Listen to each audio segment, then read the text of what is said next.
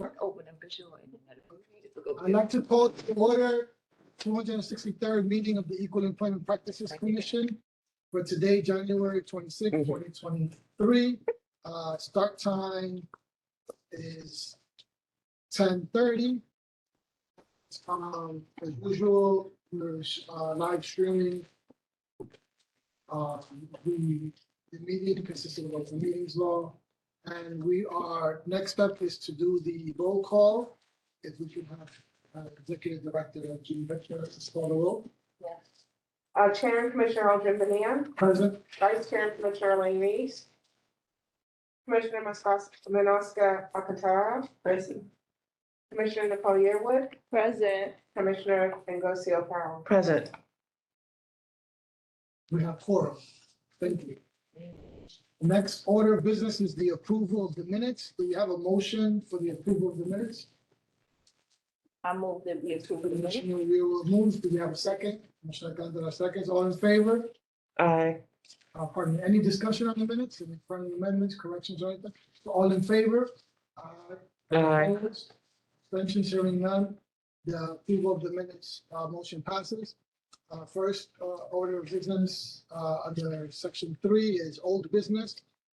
Subsection A, status update for intro number 515. Yes, that would be me. At the last Employment Advisory Committee meeting held on January 11th, 2023, we learned that DCAS was engaging the services of consultants to look at some of the titles that they will select, to look at how people are currently being paid. In some instances, they'll be conducting desk audits to identify where disparities exist. That was the first time we learned that the EEPC would not be doing the study under 515. Thereafter, on January 20th, I received an email regarding this bill, and I was told that the onus would be on DCAS and that EEPC would be removed from the bill. Now, I do want to just note that in some sense, I'm kind of grateful that the EEPC was removed because we didn't have the resources to be able to handle such a huge responsibility. But on the other hand, I'm a little bit disappointed because this is the kind of study that we feel that is within our wheelhouse. And why did they make that position? Commissioner O'Carroll and then Commissioner Duncan. Is there any opportunity for us to advise and provide opinion, support, direction? There could be, but that was not discussed. Okay, thank you. Commissioner Duncan. Did they explain why change? They did not. Next order of business is subsection B, the status update, budget cuts, the famous PEG. That's also Executive Director Jean Victor, not one of her more happy topics. I know this has kind of been a struggle. I was notified that we lost one position. I wrote a letter to make the case that we really need this position. I understood that OMB was going to be meeting to discuss this matter. I did receive a phone call from OMB. They had a question. And then I was told I would hear something last week. I didn't hear anything. I followed up this week and I still have not heard anything back. I just want to note that this position is important because we are backfilling the HR vacancy with an internal person, which is going to cause a vacancy for the administrator of audits and executive services. We selected a person, a candidate that would be able to fill that vacancy, but that's going to leave a vacancy in the audit unit for the EEO analyst. So right now we have 3 new EEO program analysts. They have very little experience. So, losing the one position will put a lot of burden on these 3 new people. And if we had that one additional, if we were able to fill that one additional vacancy, that would be helpful. Commissioner. Thank you. Is that a senior position? The one that was removed? No, it's not a senior position. It's the one that we would be filling is more of an entry-level position. And in the letter, did you copy Chair Natasha Williams and Chair Carmen De La Rosa? We copied Chair Natasha Williams. Any other than our disappointment? I mean, so they haven't gone back to you after the email. Yeah.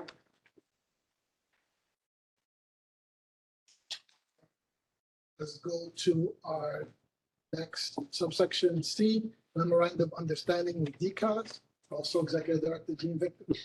So I sent an email to DCAS's attorney to see if we can get this moving. I offered that we could do the work in order to, start to get this going forward. And he replied back to me that I would have something in hand by tomorrow, Friday.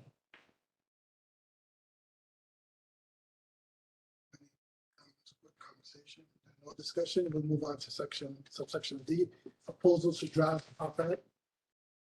So I submitted the proposed language for comment. Is this 500 words or less? It's about 550 words. I would try to, try to get it under that 500 word mark. Just because I think that's what sometimes with the editors and different people look for. And I just reviewed it briefly, so I'll have to review it in more detail. Constructive feedback. Commissioner. First is the question, when is it gonna be published? You don't know yet? No, we have not explored that.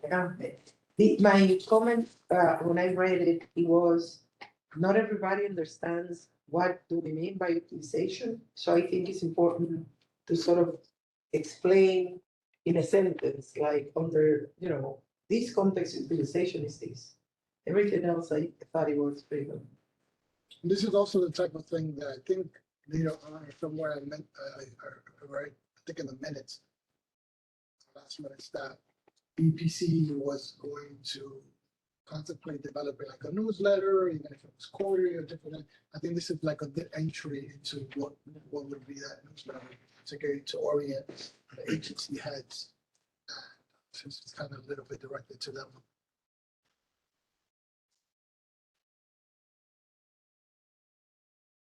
Discussion. And do you have an idea? This looks like it's one of a 3-part series. Do you have an idea of the other two? Well, initially, I was thinking of a 3-part series, but then after the discussion at the last commission meeting, I actually, all the thoughts that I was going to spread out, they're all kind of in here right now. So, obviously we'll continue to do more, but I thought that initially last meeting's proposed op-ed would be the third in a 3-part series, but given the comments that we had, I just kind of incorporated all the comments.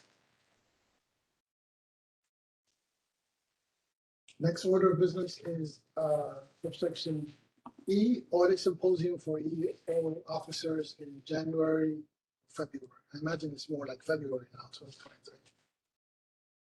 Actually, it's March. March, okay. Right, so yesterday we got the dates from DPAS for their event.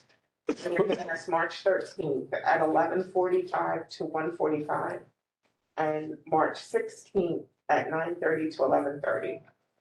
So initially, they told us we would have 3 slots, and now they're offering us 2 slots.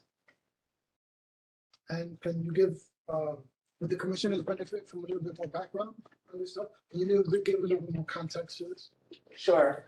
So, as we're launching the audits, agencies have questions. The EEO professionals, they don't necessarily know what to do. So what we wanted to do is kind of lay out, what the audit's about, give them a lot of detail, give them a lot of insight into what we'd be looking for.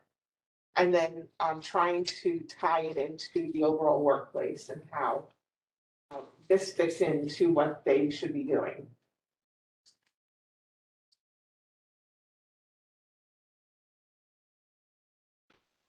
Next, we have subsection training of community board members. That would be me.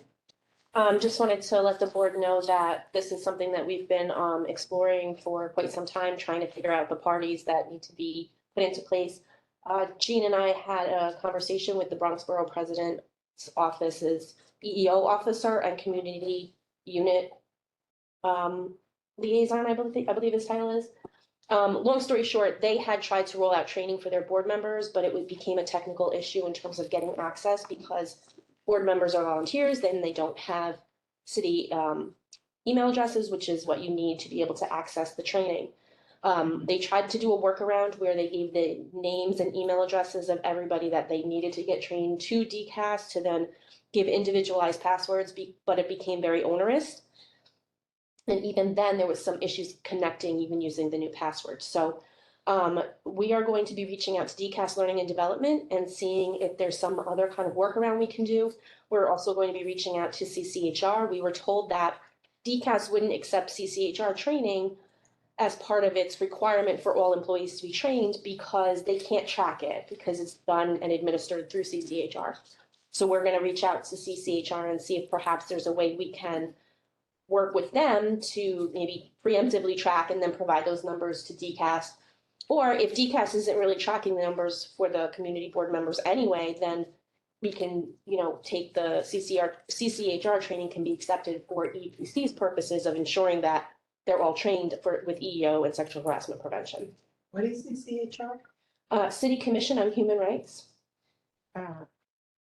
Thank you. Yeah. Yes, Commissioner.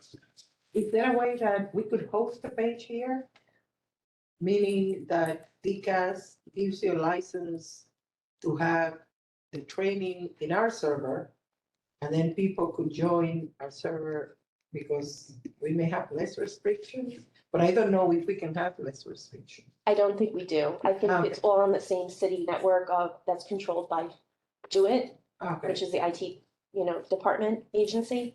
And I don't even know if our server would be able to handle that kind of number of people, because we're talking hundreds of folks.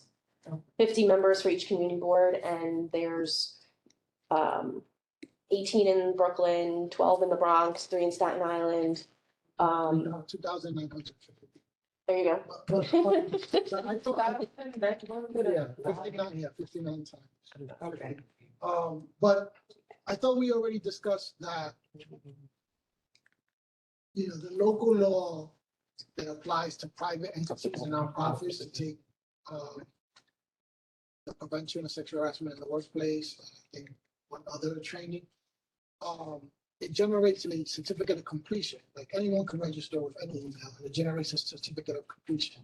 Within the certificate of completion, it would mean that either the borough president's offices or the district offices themselves will have to like the certificate of completion, but that's, we're discussing workarounds. It's a human workaround, but it's just basically ensuring that all the members of your community board have their certificate of completion of this otherwise mandated training for city employees. And by local law, every nonprofit employee in the city of New York, and also every private sector employee in the city. Yeah, well, that's why we're going to reach out to CCHR to see if maybe they have some kind of internal workaround that can track so that the individual community, borough president's offices aren't responsible for collecting all those certificates of all those people. Maybe there might be a more automated way of doing it. We also have to talk to each of the borough president's offices and let them know that this is something that we're going to be trying to roll out. We need their buy-in, obviously, to make this work. Which I think we will have. I'm not really that concerned about that, but we also want to see, what their concerns are. And, were other options like kind of, tossed about, like perhaps the borough president's general counsel or EE officer can get trained and then provide training, in person or at a board meeting. I think maybe I'm reading Commissioner Yu's mind. I think, in the same way that Commissioner Alcantara and Commissioner Okaru actually enhanced the idea. Commissioner Alcantara mentioned that exit interviews, which is later on, is something, and this was discussed months ago, It's something that the city ought to really collect, and they can provide very good insights.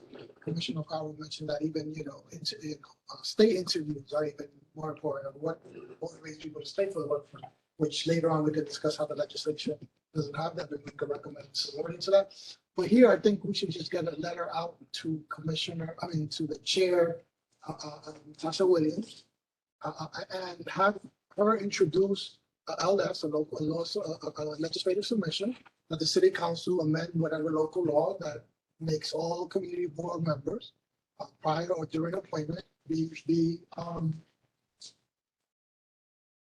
held to the standard, that the nonprofit, private sector, and public sector employees must be held to.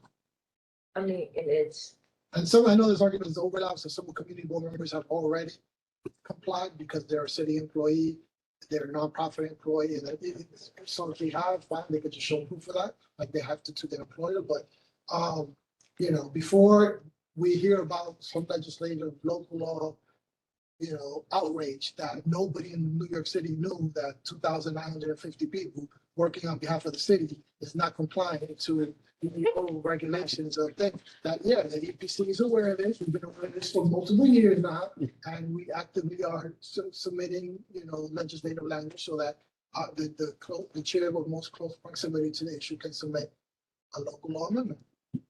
Okay, we'll do that. The only kind of, I want to say, hiccup that we might face is that city employees are required to not only take the sexual harassment training, they're required to take EEO training administered through DCAS and LGBTQ training administered by DCAS. The local law will only affect sexual harassment training. So yes, we can have the legislation perhaps change it to require community board members to obtain the sexual harassment training. But then we still have the idea of, are we gonna now also hold them to the standard of the EEO training and the LGBTQ training that every single employee is held to? And if we are, then we have to work with DCAS for some sort of workaround because they house those In terms of, programs. I think, like with the exit interview stuff, I think you put it out there. Make sure people know that we're aware of this. It's not, we're sweeping out the wheel over the last year. Been aware of this a long time. They're gonna have to help with some of the answers, the email should not keep, folks from. it sounds like some technical mumbo jumbo. It's like, this is what we're doing, like an email? Yeah, believe it or not, because of the city's system in terms of security, without a city ID, you can't access the servers, the programs, all of that stuff. And my guess would be they don't want to give email addresses to volunteers because that was just for the. Right. Yeah, no, I understand. This is gonna be, we're not, They're gonna be, we can do it. If we want to get it done, we can do it. And Like, it's not. But like, how about the district manager log into the system and show it on the screen? There could be a couple sessions, yeah.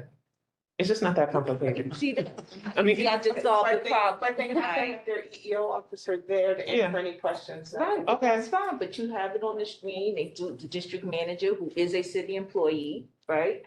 They have a city address, they say, okay, we're gonna do these 2 days, and community board members make it, they pick a day, and they all are there in the same room, and the, district manager can log in. Is that not? yeah, I mean, I think, Because in my agency that is small, we do that. I think that's For some of the training. we should, have them change the local law on all 3 trainings. I don't know if Right. it's under the same Right. committee or a different. No, committee. the other are executive order type of requirements. Well, however, the details are who best to, but that the EPC at this day recognize that this is kind of almost embarrassing after that. So many people working on behalf of the city, we have no idea. They maybe half of them have. We're not, but that we don't have any audit trail or any compliance way to know that this is being done. And they interact with city employees, all the district office staff, and they hire them actually. Two So- questions. In my office, many of the I used to work at the MTA, and at the MTA, we have a system, they go into the system, and then you see everything. Then I moved to the agency that I'm in, that is very small, and they send us the videos. So when you see the video, you can see it individually because they send it to you. They send it to HR. HR puts it in the server. And some of the videos we do alone, but for instance, for the maintenance personnel that don't have access to the computer, the chief engineer sits with them, does that, and then he certifies that every person in the room was there and that they took the training and everybody signed. So that's an easy fix. By having whomever, like you say, the district person do it, and that doesn't require people getting into systems or Gmail or Yes, accounts or I anything. would definitely agree that that would be an easy fix. The problem is getting DCAS on board with being okay with that. You know, Lisa, their proprietary information, getting district managers on board. Unfortunately, some of the district managers we've encountered don't even want to cooperate with our audits. They think that they shouldn't have to, that is not their responsibility. And also getting borough presidents on board. We can't start giving directives to them without at least, you know, having them aware that this is something that we're gonna be trying to roll out independently. So that, those are really the things that we've been No, encountering, not the necessarily, the technical workaround, we can figure that out. It's the all of the pieces that need to fit, like, we don't have any control over DCAS. That's their training. So if they don't want to release it, if they don't want to allow something like that at, you know. I think what the commissioners of Jern are saying that. Yeah. All of the obstacles and barriers, let's give room for others to identify why they can't do things. But that, you know, on the high order view, we would like all 2,950 people to work on behalf of the city to be compliant and mandated to undergo these 3 trainings.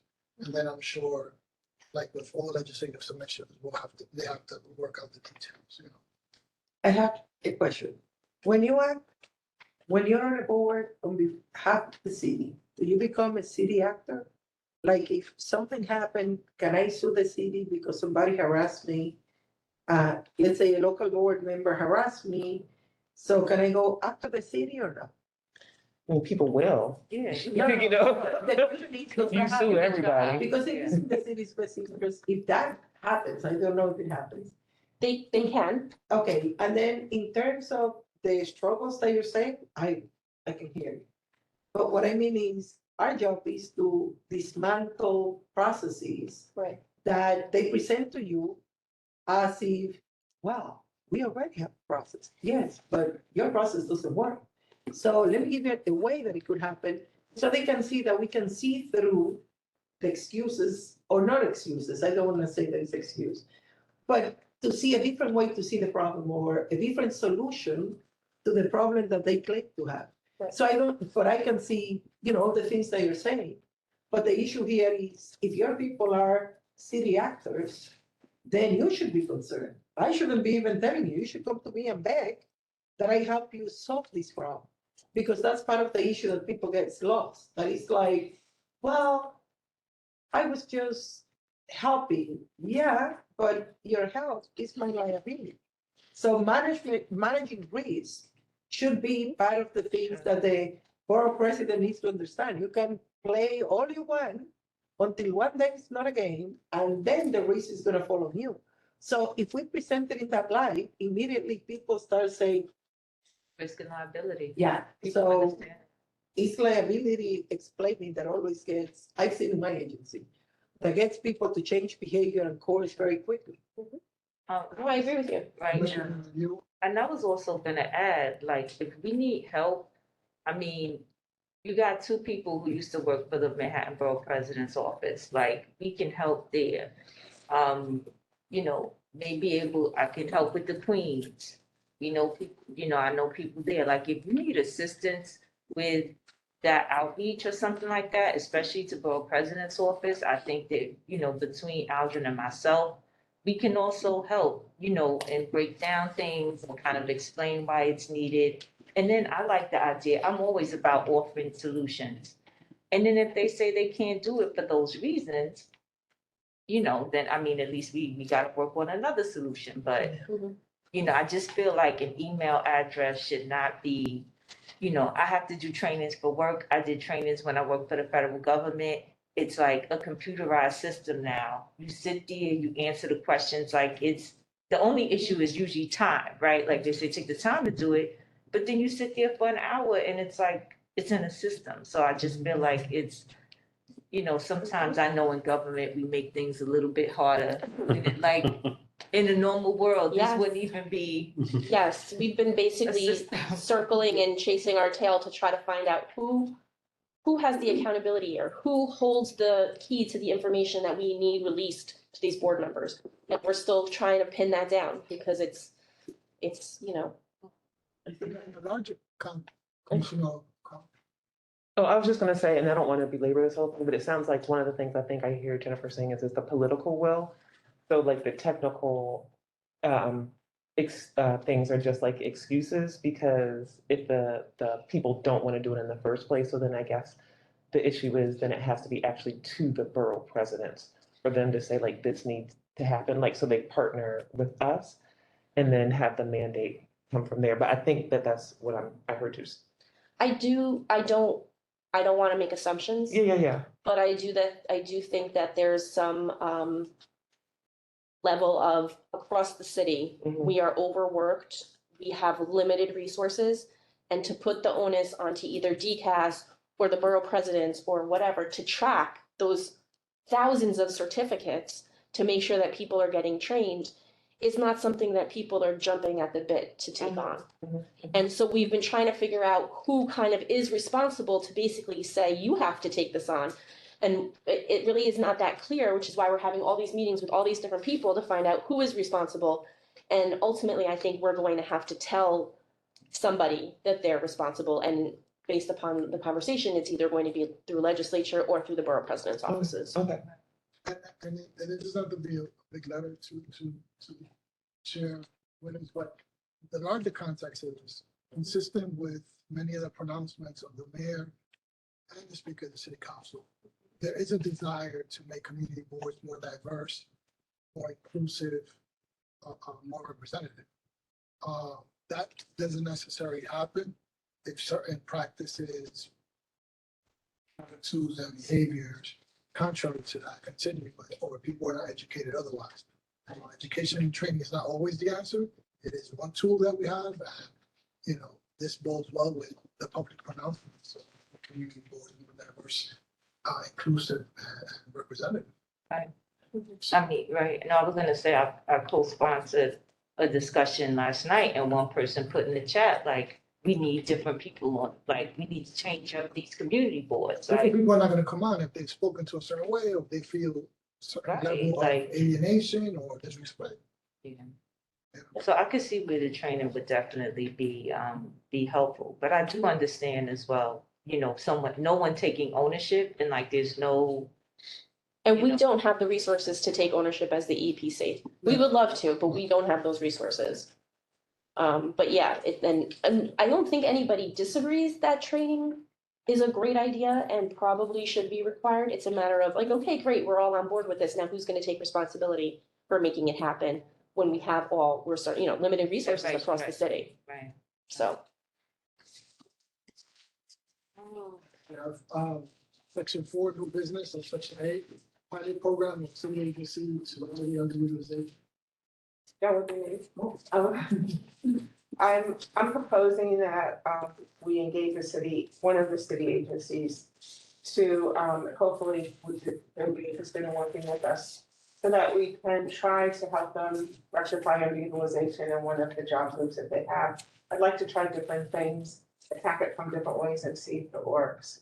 So it'll be more of a, like, almost like a research kind of study, but more of a practical application to see if that makes a difference. Because as we make recommendations, I want to make sure those recommendations actually work. I don't want it to be theory. Any volunteers? Excuse me? Any volunteer city agencies so far? Well, I haven't put the word out there yet, but I'm going to now. I don't want to get out ahead of it. I think it's a great idea. I think, like a purposive sample in terms of, not someone who has what you would consider poor utilization, not someone you would consider having study utilization, understanding maybe those two extremes, but picking somewhere in the middle. They can be doing better. I'm sorry to interrupt here, but it looks like Commissioner Alcaro may need to leave. And We have some. we have some things to We'll vote still- on. yeah, Can we still we, have quorum, but let's speed it up and maybe reverse it and go to the votes. my only concern is that the Manhattan Borough President's Office is a resolution, and I'm assuming Recusing that you're myself. recusing yourself. Are you, But is that anyone else doesn't- recusing? But that doesn't affect, if I recuse myself, it's not a no vote, so it doesn't affect the denominator. Right. Because it's a recuse. Okay, And do I need to sign anything sign before I leave? Basically, we mean I'm ineligible to vote. okay. I was just making sure that it wasn't gonna be an issue with only two commissioners voting if Commissioner Alcaro left. But yeah, If you have, 10 minutes, maybe is it possible with the agreement of everyone that we can go right into votes? If we can, yes, I'm, So we're gonna skip don't, new but I business. will. I'm gonna skip new business, if that's okay, if I don't have any opposition that I just did something wrong in terms of legal stuff, but I'll skip section 4, come back to section 4. We'll go to section 5, audit, section 5, subsection B, Mhm. 2022 final determination resolution. There's 6 votes. Is it this whole first batch is basically under review? Right? Or non-compliant? yeah, the first batch are the people who have finished our audits are now in compliance monitoring. Compliance monitoring. They're in compliance monitoring, yes. Compliance monitoring. Mhm. All right, so, we're gonna do it as a bundle, except I'm gonna recuse myself on resolution 1.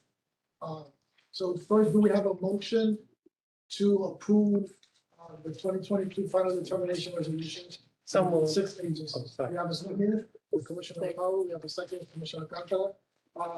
All in favor of approving all 6, say aye. Aye.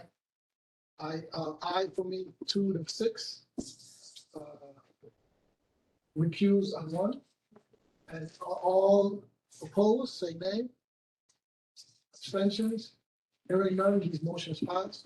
Next, we have the 2023 compliance resolutions. And these are 5 agencies that have passed their compliance monitoring stage Yes. and have been affirmatively Yes, in the affirmative. yes, they've completed compliance monitoring, which means they've implemented all of our assigned corrective actions during our last audit. So they get their certificate of compliance. And that's where we need your signature. So all in favor of, Oh, we need a motion. motion to approve the 2023 compliance resolutions for these 5 agencies? So moved. Second, meeting Commissioner Alcantara, second, Commissioner, need a motion. All in favor of bundling all in favor of passing resolutions 1 through 5, say aye. Aye. All opposed? Abstentions? Hearing none, the motion passes. Yes, All right, we did that good? Yes. Is that all right? Okay. yes, Now I go back, so. Thank you. If Michael, whoever has just Commissioner Carroll to sign it, She's finished. before she leaves. She's finished. Next, we have a pilot program with city agency revenue utilization. Is you complete your comments on that? Yes. Okay. We have continuity project for city entities. That would be me as well. You're on demand today. You've been busy. I'm curious, first, continuity project for city entities. No idea what that means, so you're gonna enlighten us. So what we're finding is that there are a number of agencies that have been notified that they're going to be audited.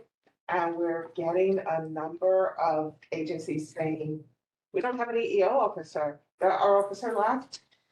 We don't know what to do. We don't know where anything is. We don't even know where to start. So I think that if we put together a template for EEO professionals to at least, if they can organize their files in such a way, if they can, just have a document that they would be able to complete to be able to say if for whatever reason they're not there, somewhere on leave, nobody's there and everybody's like, I don't know what's going on here. I don't know. So that's what we're finding. So we're thinking maybe we should prepare some sort of a continuity document so that, See, enough of The the record. occurrence, so it's a concern, right? yeah, You've heard that 10 a times, little concerned. up to 10 times maybe? We launched 25 audits and we haven't heard it 10 times, but we've heard it from several and it's not something that we've heard. This is not the first time we've heard it. I've definitely heard it from other agencies throughout the years. There's a program continuity problem. There's a limited resources. Sometimes people don't have a dedicated EEO staff. They're double duty. So, you know, if something's got to give, it's their EEO work because they got to get their quote unquote actual job done. And it might correlate with tiny or smaller agencies perhaps, right? Because it may be less institutional. Yes. uh, And because they're smaller agencies, they tend to have a smaller EEO office or group to begin with. So it's almost like ours, losing one or two folks makes a big difference in their operational abilities. But if there's, what we try to stress is program continuity for our audits, in terms of documentation of everything, make sure everything's in order, so that whoever has to pick up the helm after you knows what was done, knows why it was done, knows who discussed it to make the decision that it was done, et cetera, et cetera. So that's something that we've been trying to push through our audits, but we are finding that, you know, maybe we need to be a little bit proactive as opposed to reactive at the back end through the audit. Question, so there are no rules around keeping certain paperwork? Like I literally have, I'm actually counting down to discarding some paperwork, because it's like, I gotta keep it for 6 years, so I'm literally like, next month I can throw this, like, bunch of files out, like, And we have that as well. Yes. right, so. We do have record retention schedules, and each agency has their own record retention schedule. But the kinds of things that we're finding are things like, did you have a meeting with your EEO officer and your agency head and your HR professional to talk about this underutilization that was identified in this job group? And yeah, we had a meeting. Okay, well, what was discussed? What documents were looked at? Who was there? What decisions were made? And those types of things, they're not documenting. They're not putting that into any sort of memo to file or email to summarize, nothing. We don't need anything necessarily formal, but we need to have some documentation that it happened and what was decided. So that way, in a year or two, people are like, well, what did you guys do about this? Well, look, we tried, but it's difficult. Difficult. So no minutes. No minutes, no minutes. Yeah, that's really the issue, especially on the smaller agencies, because you're having, you know, just a handful of people who maybe sit in the same little area. They go jump into someone's office, they have a quick, hey, did you see this? Yeah, but we can't hire, so there's really not much we can do about it. Okay, let's move on. And I mean, it's technically a meeting, but they're not gonna keep a record of that. But then down the road, you say, well, you had this underutilization, why wasn't it addressed? Unless you have that person who was in that room knowing why it wasn't addressed, there's no record. Yeah, we struggle with that a lot with the agencies. Next, we have subsection C, establish regular meetings with DCAS. That would be me again. I would like to start to have, you know, if they're willing, regular meetings with DCAS to talk about things like A and B under new business, the pilot program, continuity project. I want to make sure everybody's aware, especially DCAS, because they work with the agencies on the front end and we do the back end work. So I just wanted to let the commission know that that's under consideration. Newsletter for city entities. That would be me also. So we, you know, I've spoken with the research unit and we've identified a person who is going to help us put the newsletters together. So we'll get started. And this op-ed is definitely kind of content for them. Annual EEPC report. Okay, that's also me. We're working on this right now. In your packet, you should have seen a draft message from the board and the EP message. Those will be put into the annual report. So if you have comments on the message from the board, and I included the ED's message so you can see how the two are. The message from the board, just from the quick through, I would like for you to include the fact that this board here actively met with the speaker of the city council. We met with the chair of the civil rights committee of the city council. Met with the chair, met with the chair of the Labor Committee, met with the chair of the Women's Committee. Tiffany Kamal. Testified, and then you We testified. testified as well. There's a lot of things missing here that we did. We testified at the hearing. We met with the speaker. We met with the three city council members who chair committees pertinent to this, have oversight over our EPC or pertinent related. And there's and then Is it, you can, and then didn't we add like the new, oh, what's this things? I got all these meeting invitations and can't think yeah, of the it. The employers the advisory board. advisory, which meant that we were working closely now with Commissioner Ebanks from the Racial Justice Commission, Jacqueline, and with others that were there. Because I think you mentioned yours. Is there any limitation on size on this that you want me to On the letter, do on the message from the board? yeah, I mean, I would keep both for less than 500 words. Okay.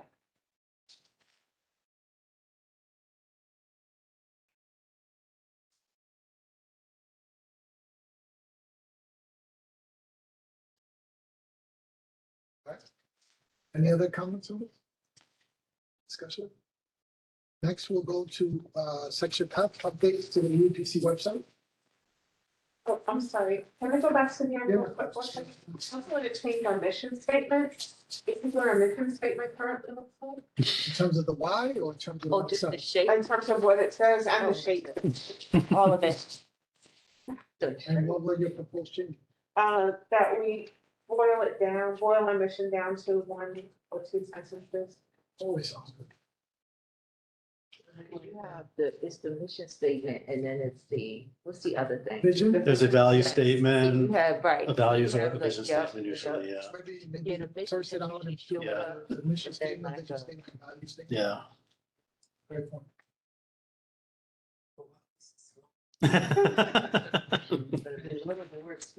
Yes.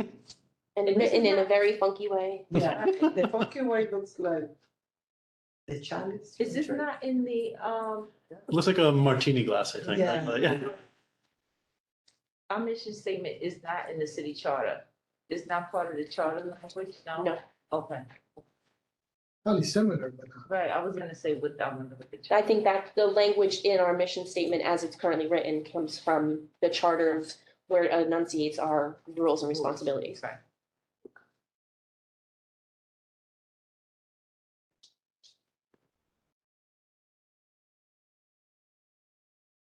Next, we have section G, the COID annual disclosure. Oh, no, that's Oh, updates to the EPC website. Pardon. yeah, so, we've been, trying to update our website. Mike, can you minimize the WebEx, please? So,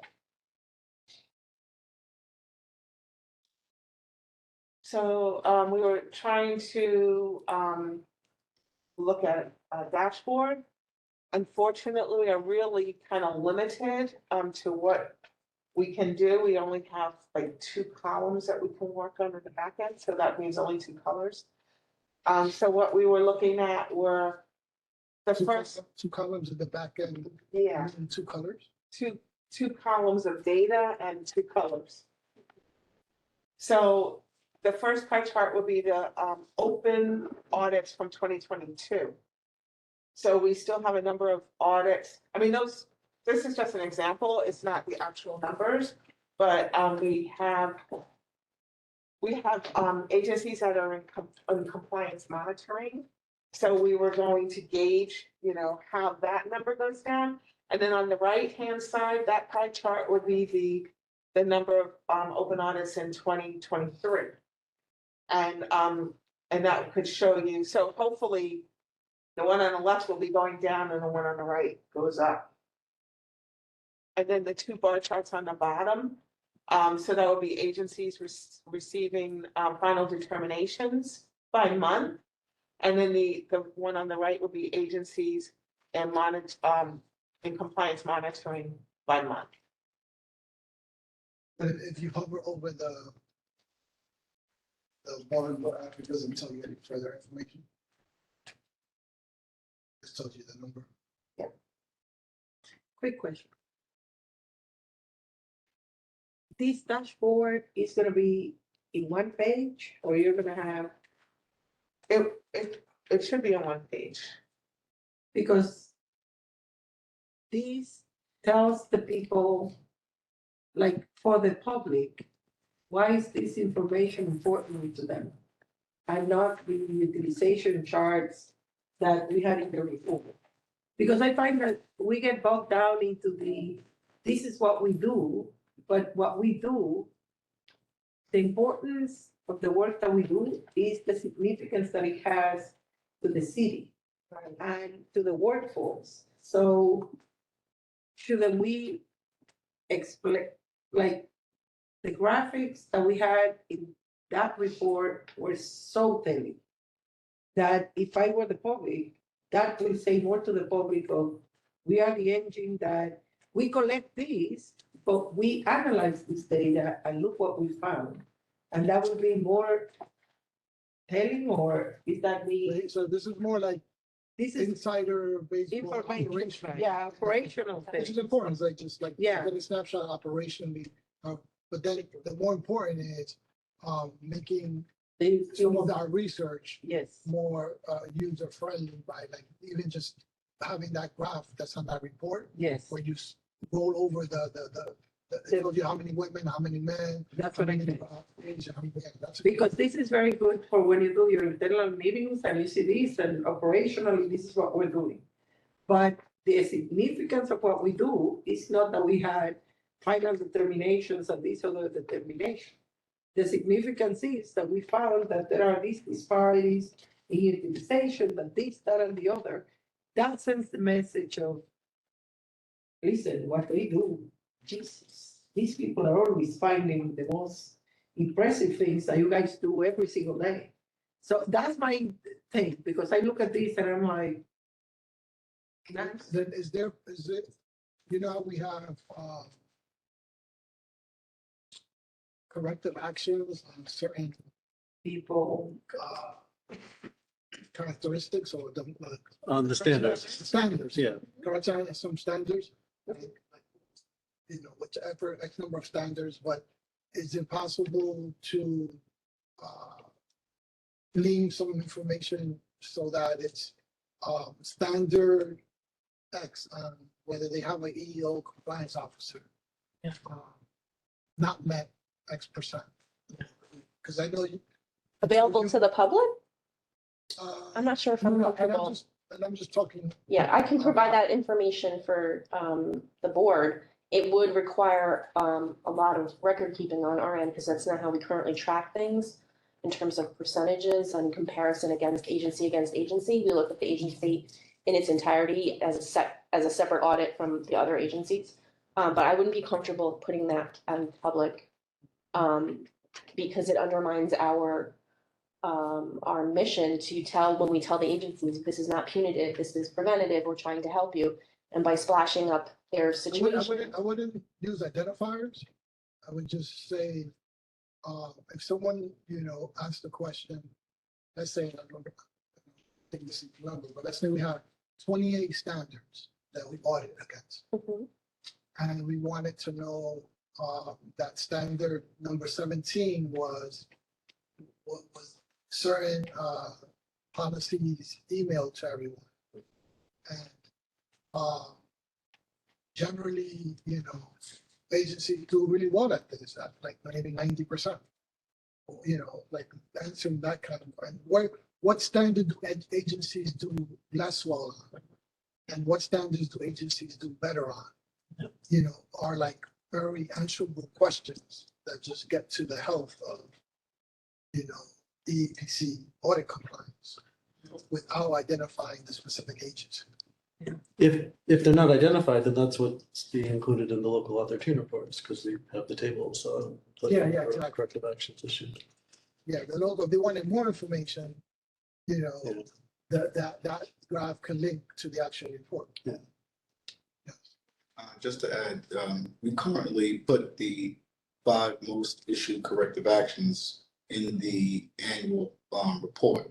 And we do list the agencies. So that has been, I know that's something we're thinking about changing this year, but for the last 2 or 3 years, I do run the 5 top corrective actions that were issued for that year and the agencies who were assigned that corrective action. So that has been in the report for the last 3 or 4 years. So even something like, maybe without the agency, but even something like that, top 5, you know how the public advocate does the city's worst landlords? Not that I'm proposing Yeah. the city's worst agencies, not at all, but like something where, you know, you get the general gist of it from a top line headline. So top 5 corrective actions for 2023. Were they different from the top 5 personalities for 2023? And it's just, you know, a visual that will help people at least get a sense of some aspect of the EEPC, And also, you know, work. we have to be aware of the inside language, because saying, final determination, I learned about that here. If you had opened that, I would be like, I don't know, how is that significant in my life?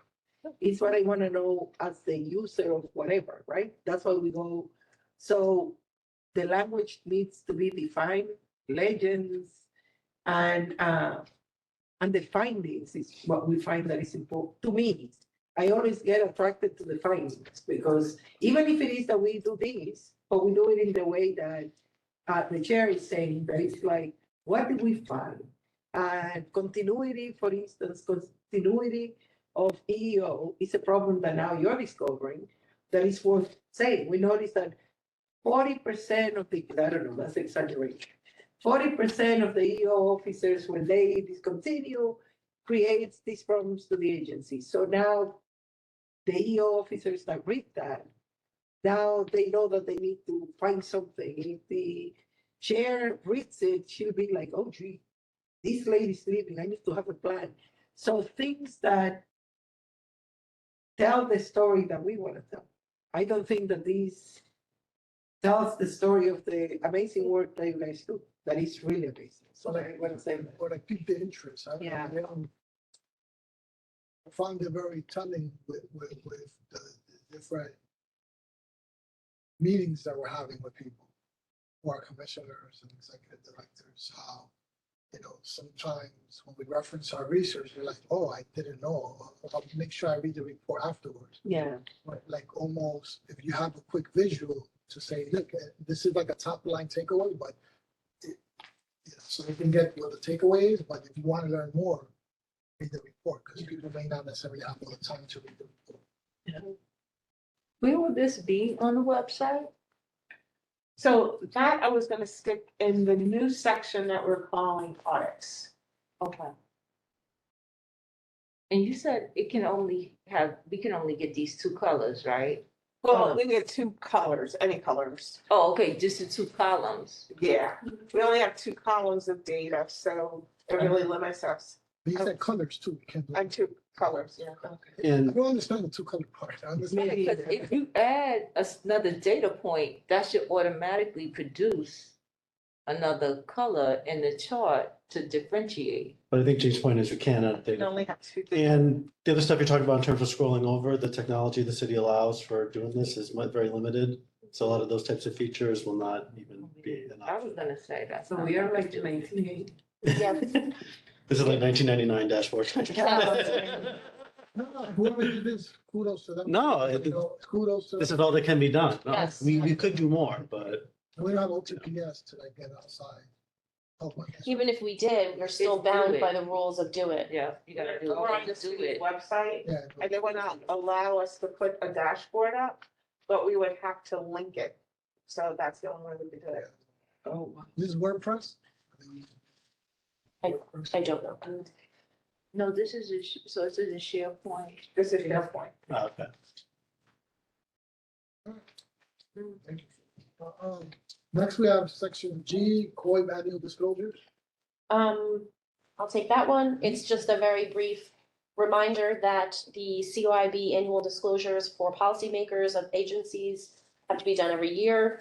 I will be providing a list of names and email addresses that they'll be using to contact you when the time comes. It is required. Failure to complete the disclosures can result in daily fines. And I'm going to reach out to everyone, make sure I have the right email address on file, and that's about it. Just want to remind you it's happening. See, that's the kind of language I want for community boards, right? Right. What kind of email, just give me your email, I want to make sure we have the right email for you. You know, failure to comply, I don't know.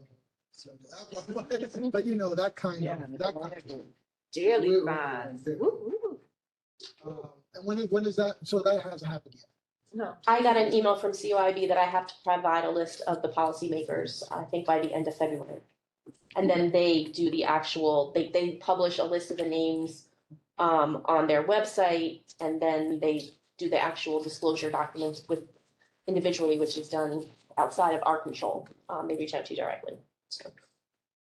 Next one is H, intro number 877, the exit interview legislation, which Commissioner Alcantara identified months ago as a need. to speed up. Well, I'll take this one. Earlier in the month, Chair, you had sent us an email saying that there was pending legislation in the city council that would require exit interviews. So I just pulled up that legislation. You asked for it to be part of our conversation today. I pulled up the legislation. Right now, it has been introduced and it has been referred to the Committee on Civil Service and Labor. That was just done at the January 19th New York City Council meeting. So it's still in its infancy, but basically it requires DCAS to develop an exit survey to provide to all agencies.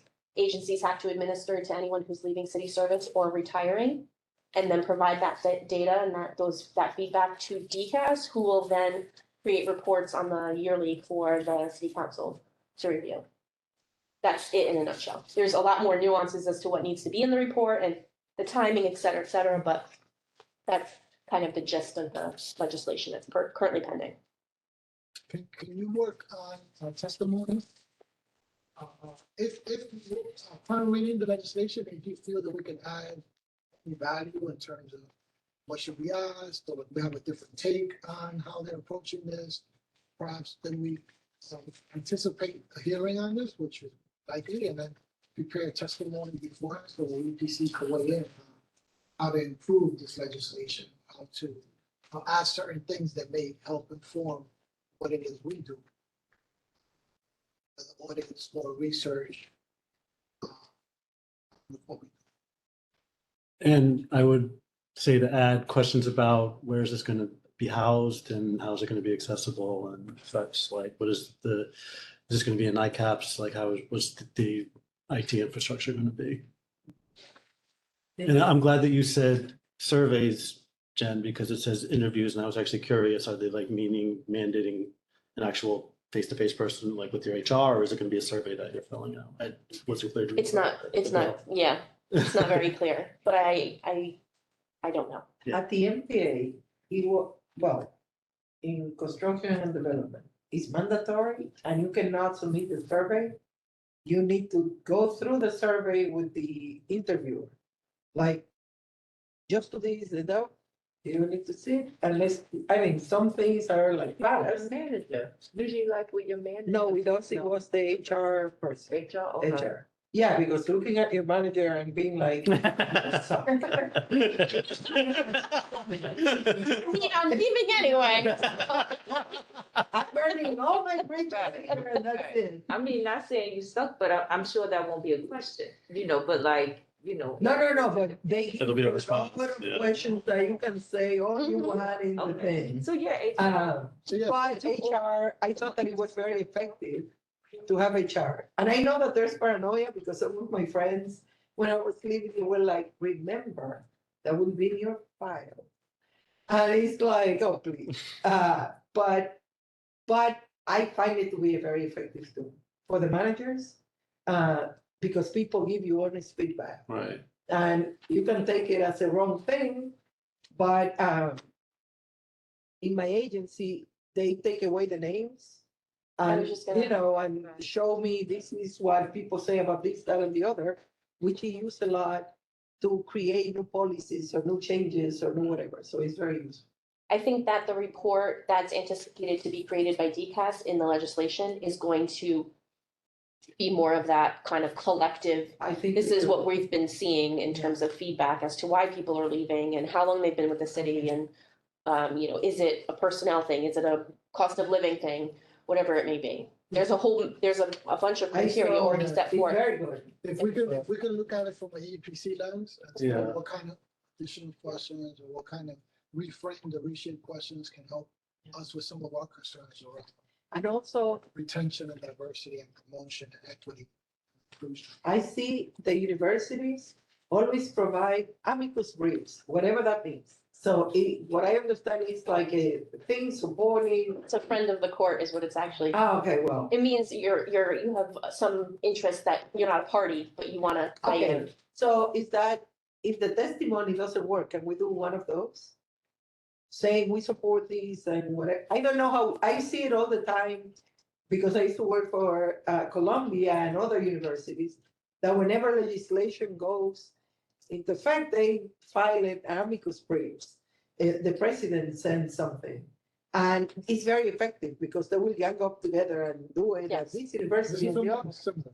Why is that It's similar? Testimony, Okay, because we, that we probably would be alongside city agencies, then there could be another panel after us that on the same topic, they might have unions, oh, then nice. there might be another panel after us or them that may have some academics, or interns. Oh, nice.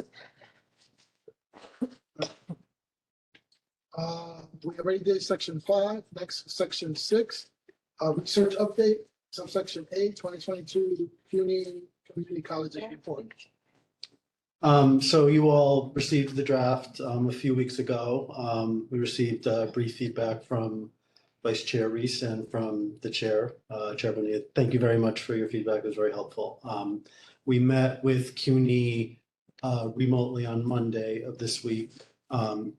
Their comments weren't extensive in terms of there weren't a lot of them, but some of them were quite substantial in terms of what feedback they had. So we're still in conversation with them to figure out how to adjust the report accordingly. I think the amount of work involved, we're talking about a matter of a few weeks. It won't be months and months. So hopefully we'll be able to finalize a draft within 4 to 6 weeks or something like that. They expressed concerns about some of the recommendations, and so we're trying to work with them in a way that's mutually beneficial for both parties. Did they have a disagreement with the methods, or did they have a disagreement with the data? No, because the data is provided by them. And this is actually a point that I'm going to make when I respond in writing to your comments, that we're much more limited in what we have. We don't have, for example, the promotions or hiring data that we do for the city.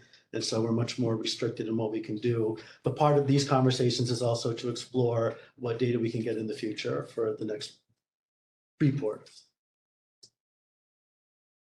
Any discussion on this much? Subsection B, 2023 local law 13 report on city's workforce. So we're going to share a draft with Jean, our executive director, tomorrow.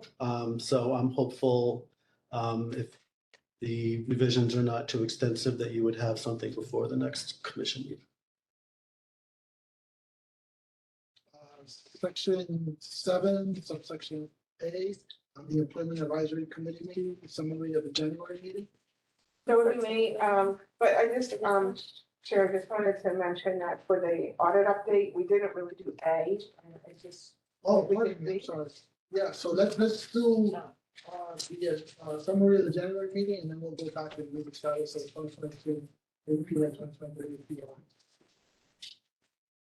okay, so for the January meeting, we had a guest speaker, Jacqueline E. Banks, who is the executive director of the New York City Commission on Gender Equity.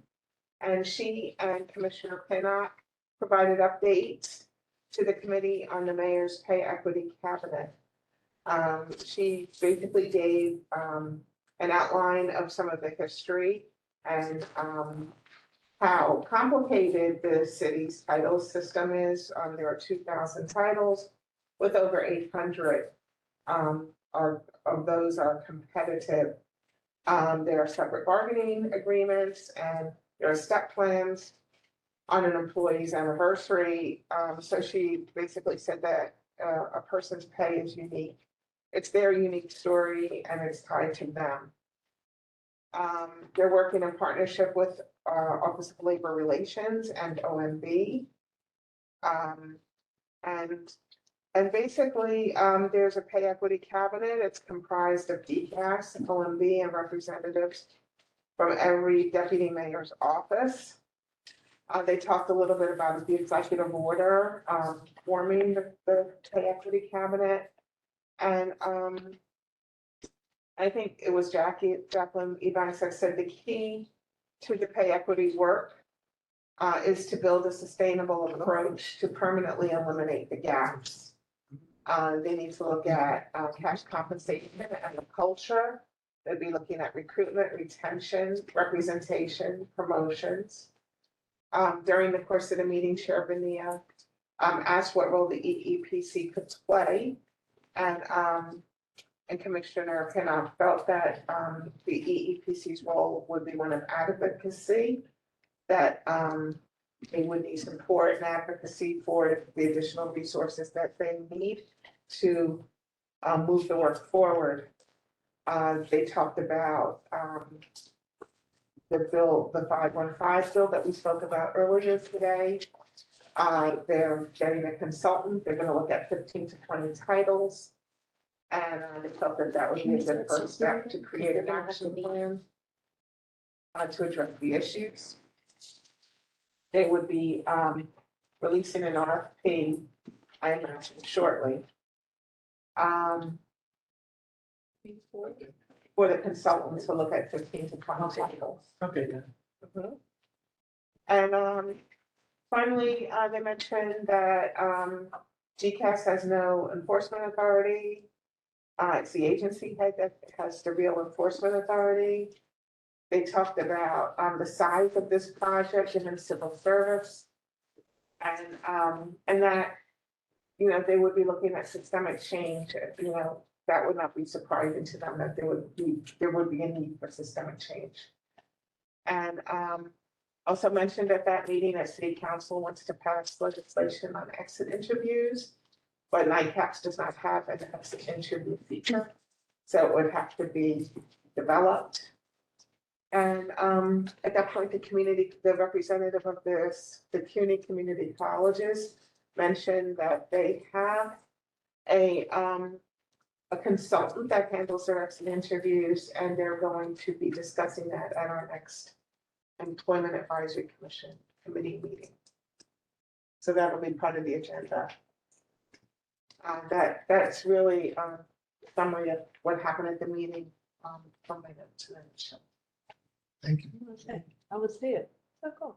Yeah. This sounds familiar.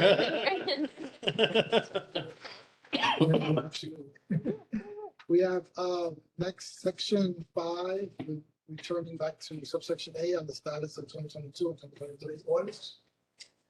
Just very briefly, I wanted to give you an overview for the 2022 AP audits. You just voted on 5 of the resolutions for compliance monitoring. By the next meeting, which is scheduled for March 9th, I anticipate having an additional 15. And then thereafter, there's only a handful left based upon their compliance monitoring end date. In terms of the 2023 audit, we have initiated 25 agencies. We'll be initiating 18 community boards in the spring. We released the PIQs, or preliminary interview questionnaires, today, and we're giving, as usual, the agencies 3 weeks to answer the questions and provide uploads.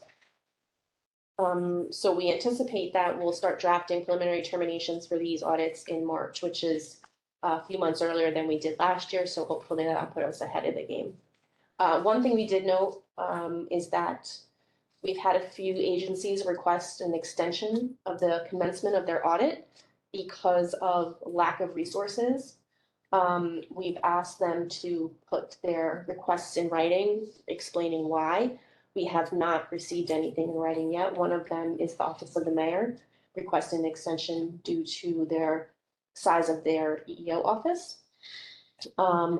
Again, we ask that they put the request in writing so that we have documentation as to why they're requesting it, how long they want the extension for, and we still haven't made any determinations as to whether or not those extensions will be granted. We want to work with the agencies. We understand that that there's limited resources, but at the same time, we have our deadlines, we have our timelines we have to meet. And to be in compliance for our own purposes, we have to initiate audits at a certain time. And I know for the office of the mayor, we already pushed back their initiation because they should have been audited last year, but because it was a new administration, we held off. So again, we haven't received anything in writing yet, so perhaps they are not pursuing that. But we have gotten a few agencies asking for us to delay start of their audits. But just to supplement that, I just want to note that I sent the mayor's office a letter, an email, asking them to put their request in writing. They initially asked for September. We offered July 1, and I believe that's gonna be, they're gonna be agreeing to that. So that would be when we would start. I think when we discussed it, we kind of tossed around the idea of unofficially starting it even earlier by providing opportunity to collect information and answer questions. And that way our analysts can get started on the actual findings in July, because otherwise it's going to put us too far behind. Any, I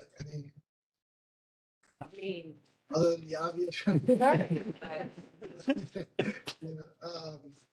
That's the last agenda item. Do we have a motion to adjourn?